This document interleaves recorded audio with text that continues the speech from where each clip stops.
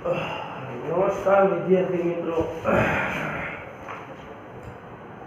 ધોરણ 12 કોમર્સની અંદર આંકડાશાસ્ત્ર વિષયની અંદર બીજા ભાગમાં બીજું ચેપ્ટર આપણે જોતા હતા. દ્વિપદી વિતરણના ઉદાહરણોમાં આપણે એક ઉદાહરણ જોયું હતું કે બે પરિણામો સફળતા અને નિષ્ફળતા. તો આપણે ઉદાહરણ નંબર 12 એટલે કે 82 નંબરના પેજ પર આપણે રકમ પહેલા જોઈએ અને બોર્ડ પર આપણું દ્વિપદી સંભાવના દ્વિપદી વિતરણ જે આપણે px બરાબર nc x p ની x ઘાત q ની n - x ઘાત આપણે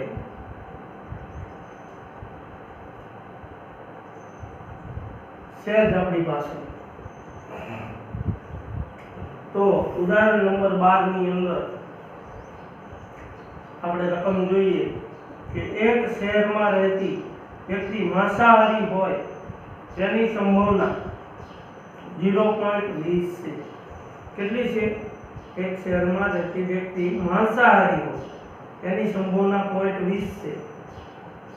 આ વિસ્તારમાંથી યાદચ્છિક રીતે એટલે એ જ વિસ્તારની અંદરથી યાદચ્છિક રીતે પસંદ કરેલ કેટલાક 6 વ્યક્તિઓમાંથી વધુમાં વધુ જે 6 વ્યક્તિ પસંદ કર્યા આપણે એમાંથી વધુમાં વધુ 2 વ્યક્તિઓ માંસાહારી હોય તેની સંભાવના શોધો. તેની સંભાવના શોધો. તો અહીંયા વિદ્યાર્થી મિત્રો આપણે P અને Q, તો વ્યક્તિ માંસાહારી હોય તે ઘટનાને આપણે સફળતા કહીએ. એટલે કે સફળતાની સંભાવના P બરાબર 0.20 લઈએ, જે આપણને ઓલરેડી રકમની અંદર આપેલી છે. તથા n બરાબર 6 લઈએ, કારણ કે 6 વ્યક્તિ પસંદ કરી યાદચ્છિક રીતે આપેલ છે જે આપણને આ રકમની અંદર. હવે આપણે x જે છે આપણો એમાં પસંદ કરેલ વ્યક્તિઓમાંથી મળતી માંસાહારી વ્યક્તિઓની સંખ્યા લઈએ તો અહીં x ≤ 2 એટલે કે વધુમાં વધુ 2 એટલે કે 0, 1 અને 2 આવી થઈ શકે. માટે સંભાવના માટે દ્વિપદી વિતરણના સંભાવનાના સૂત્ર એટલે કયું સૂત્ર છે આપણું? તો કે px બરાબર ncx p ની x ઘાત q ની n - x ઘાત, ત્યાં x બરાબર 0, 1, 2 ... n. તો કે આમાં n, p અને x ના મૂલ્યો મૂકતા તો સૌપ્રથમ તો જે આપણી પાસે q નું મૂલ્ય પણ નથી, આપણે q નું પણ શોધી શકીએ. તો કે q બરાબર 1 - p, તો કે 0.80, 1 - 0.20 એટલે 0.80 q થઈ જશે. હવે x ના મૂલ્યો આપણે મૂકી તો વધુમાં વધુ 2 6 માંથી ઓછા ચાલે, 0 હોય તો ચાલે, 1 હોય તો ચાલે અને 2 વધુમાં વધુ 2 થી વધારે નહીં. એટલે x બરાબર 0 અથવા x બરાબર 1 અથવા x બરાબર 2 આપણે આપણા સૂત્રની અંદર મૂકવું આપણે શું કરી શકાય? તો સૌપ્રથમ તો આપણે p x ≤ કેપિટલ X આપણે રાખવું તો કે 2 એટલે કે વધુમાં વધુ 2 એના બરાબર આપણે અહીંયા p કૌંસમાં x બરાબર 0 અથવા x બરાબર 1 અથવા x બરાબર 2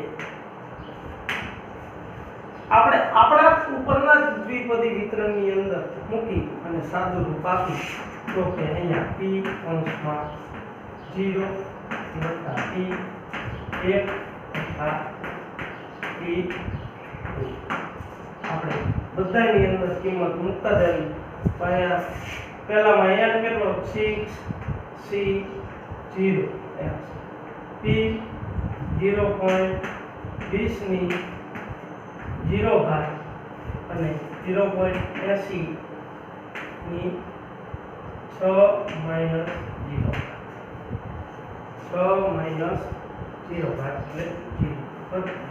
આનું આપણે એક મૂકવાનું કે 6c1 0.20 ની 1 ઘાત એટલે લખો કે ન લખો કાંઈ ફેર પડે નહીં 80 ની 6 માઈનસ 1 ઘાત અને વત્તા 2 મૂકી તો 6c2 0.20 ની 2 ઘાત અને 0.80 ની 6 માઈનસ 2 ઘાત એટલે કે 4 ઘાત થાય. આનું આપણે વિદ્યાર્થી મિત્રો સાદું રૂપ આપણે દઈએ.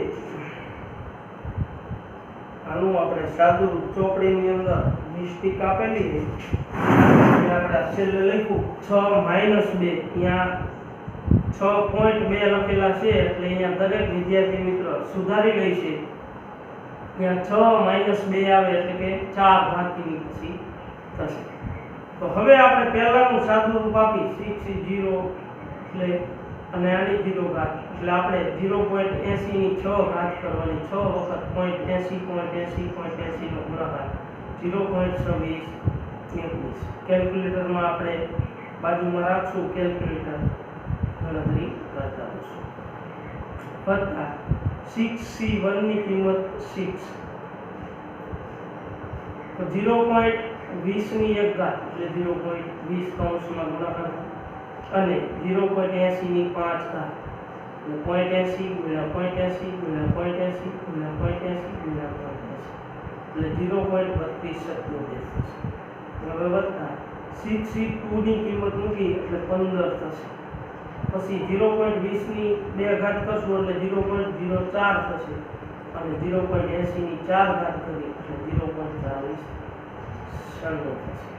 હવે આપણે 0.26 વત્તા 6 ગુણ્યા 0.20 ગુણ્યા 0.32 એટલે 0.3932 થશે. વત્તા 15 ગુણ્યા 0.04 ગુણ્યા 40.40 એટલે એનો ગુણાકાર થશે 0.2458. એનો સરવાળો કરી એટલે વિદ્યાર્થી મિત્રો 0.9011 થશે. જે આપણો પ્રાપ્તિ સંભાવના થશે કે બે વ્યક્તિઓ માસાહારી હોય તેની સંભાવના 0.9011. આ જ રીતે વિદ્યાર્થી મિત્રો ઉદાહરણ નંબર 13 એમાં આપણે જોયું કે જે એના બર્નોલી અને દ્વિપદી વિતરણના લક્ષણો થાય એના ઉપરથી આપણને કે તેને મધ્ય કહેવાય તેને વિતરણ કહેવાય. એક દ્વિપદી વિતરણ માટે મધ્ય એટલે કે n અને વિતરણ એટલે કે nq અનુક્રમે 3.9 તથા 2.73 છે. તો આ વિતરણમાં કરેલ બર્નોલી પ્રયત્નોની સંખ્યા શોધો એટલે કે સ્મોલ n ની સંખ્યા આપણે શોધવાની અને પછી કીધું હોય તથા px પણ લખો એટલે છેલ્લે પછી આપણે px બરાબર જે એની કિંમતો આવે n ની x ની જે મૂકવાના હોય એ આપણે મૂકી અને x એટલે કે x જ લખવાનું કીધું એટલે x આપણી પાસે છે જ નહીં એટલે આપણે સીધું આ જે દ્વિપદી વિતરણ છે એની અંદર મૂકશું. તો સૌપ્રથમ વિદ્યાર્થી મિત્રો એ બે બાબત આપણને આપી આપણે લખી નાખશું. તો કે npq બરાબર કેટલા તો કે 2.73 અને np મધ્યક એટલે તો કે 3.9.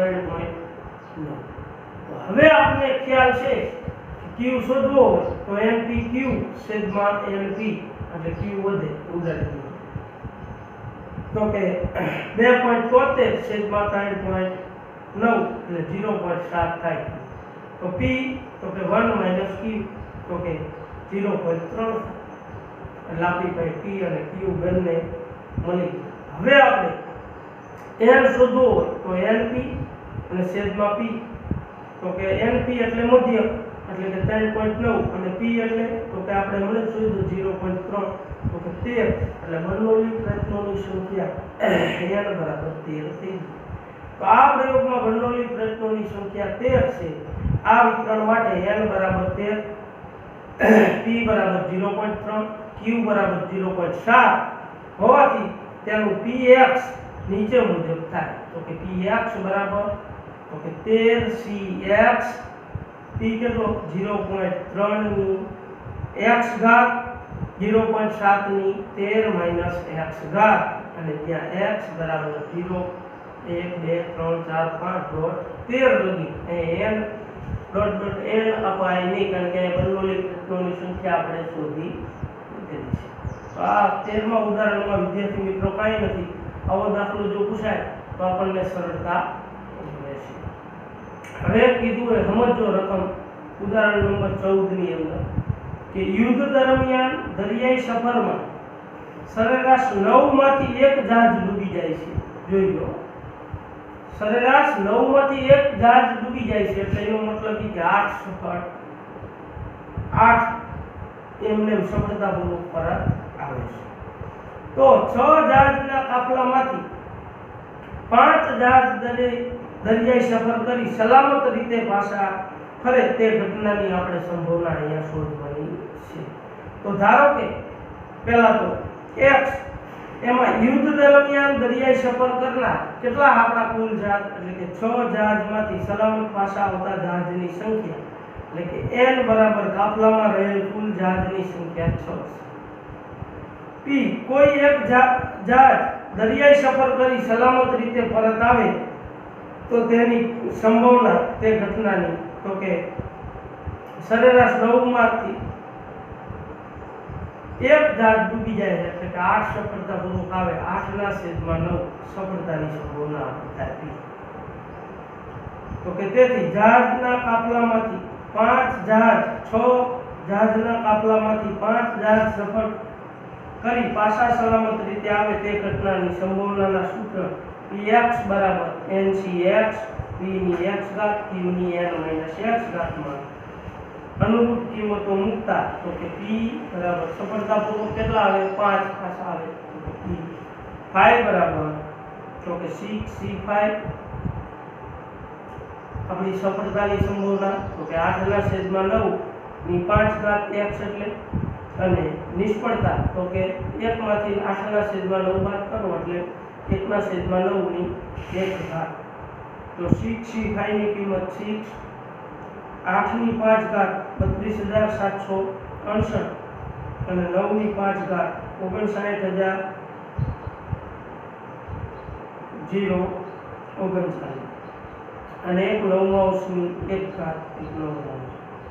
હવે અહીંયા બધાનો ઉપર અંશનો ગુણાકાર કરી અને છેદનો ગુણાકાર કરી તો ઉપર 1,96,608 અને છેદમાં અહીંયા ગુણાકાર કરી 59,039 ગુણ્યા 9 5,31,441, તો 0.37, એટલે કે અહીંયા 3700 2 મીંડા 4 ફિગર લગી ડિજિટ લગી લીધું, 0.37 સંભાવના આની થાય આપણે શોધી, એટલે એની સંભાવના 0.37. એ જ રીતે આપણને એટલે રકમ વિદ્યાર્થી મિત્રો સમજવાની છે ખાસ. 15નું એક ઉદાહરણ આપ્યું હોય એની અંદર જોયું, ધારો કે અઠવાડિયાના દિવસો દરમિયાન બપોરે 2 થી 3 વાગ્યા સુધીમાં, બપોરના 2 થી 3 વાગ્યા સુધીમાં સરેરાશ 4 ટેલિફોન લાઈનમાંથી એક લાઈન વ્યસ્ત હોય છે. કેટલી હોય છે? 4 માંથી એક લાઈન વ્યસ્ત હોય છે. યાદચ્છિક રીતે પસંદ કરેલ 6 ટેલિફોન લાઈનમાંથી આ સમય દરમિયાન 3 કરતાં વધુ ટેલિફોન લાઈન વ્યસ્ત ન આવે, 3 કરતાં વધુ વ્યસ્ત ન આવે, એટલે કે વધુમાં વધુ 3 આવે. ઓછામાં ઓછા 3 ટેલિફોન લાઈન વ્યસ્ત આવે તે ઘટનાની સંભાવના શોધો. અહીંયા 2 સવાલ આપણને પૂછાય, તો બધા પહેલા અહીંયા આપણે શું કરવું પડે, તો કે ધારો કે p બરાબર કે પસંદ કરેલ ટેલિફોન લાઈન બપોરે 2 થી 3 દરમિયાન સમયગાળા દરમિયાન વ્યસ્ત આવે તેની ઘટનાની સંભાવના બરાબર તો કે 1/4.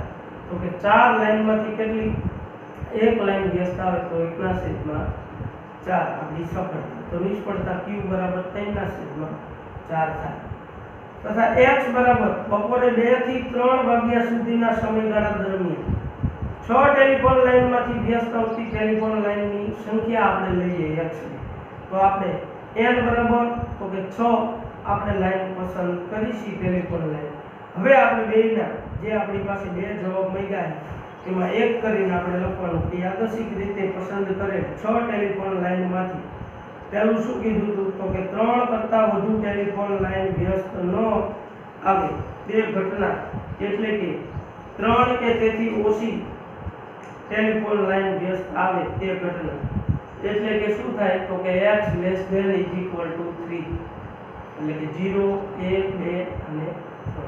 આ ઘટના માટે દ્વિપદી વિતરણના સૂત્ર આપણું px બરાબર ncx p ની x ઘાત q ની n માઈનસ x ઘાત માં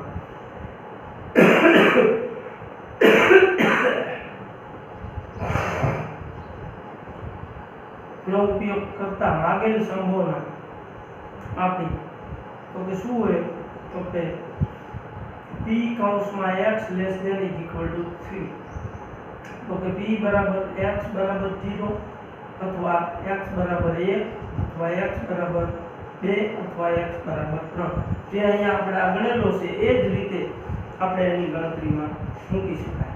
હવે આપણે અહીંયા તો અથવા કીધું એક માઈનસ લઈ લીધો હોય કે 4 + 5 + 6 એટલે જેથી કરી અને એકમાંથી બાદ કરો તો પણ ઈ જ ગણતરી થઈ શકે, અથવા તો આપણે સીધી જ ઈ ગણતરી લેવી છે.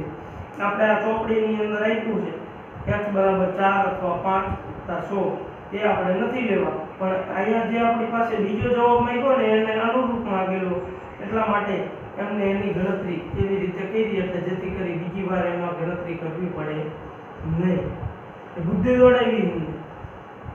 બાકી આપણે કોઈ એવી જરૂર નથી, ભલે આપણે 2 મિનિટ વાર લાગે પણ આપણે કેવી રીતે ગણશું તો કે સીધું જ આપણે સૂત્રની અંદર મૂકવાનું. પહેલું 0 મૂકી એટલે શું થાય તો કે 6c0 1/4 ની 0 ઘાત અને 3/4 ની 6 ઘાત વત્તા 6c1 1/4 ની 1 ઘાત અને 3/4 ની 5 વત્તા 6c2 1/4 ની 2 ઘાત 3/4 ની